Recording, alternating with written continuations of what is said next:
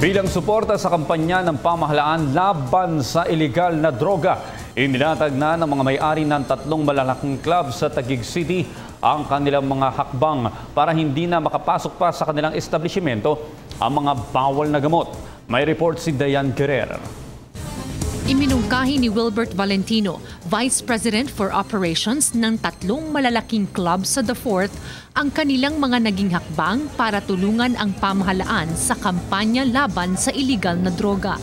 We took the liberty of hiring our own narcotics sniffing dogs. So those are drug sniffing dogs. That also the pat-down process, which is a frisking method, we also have that, and it was intensified. And go around our facility, you can see that there are signages that zero tolerance for drugs.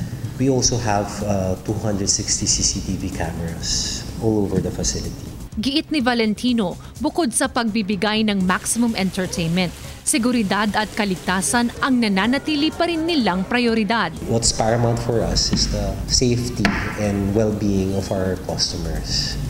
That's our paramount concern. So of course, we support and cooperate with the campaign against drugs by this government and the PNP. It's full support. Dagdag pa ni Valentino, ang sinumang mahuhuli sa kanilang mga bar na gumagamit ng iligal na droga ay agad na ire-report sa kapulisan. Maaalalang pinulong kamakailan ni PNP Chief Bato de la Rosa ang mga bar owners para hingin ang kanilang suporta sa kampanya laban sa iligal na droga. Para sa PTV News, Dayan Guerrero. Ako po si Cathy San Gabriel. Subscribe na sa PTV YouTube channel. I-click lang po ang subscribe button.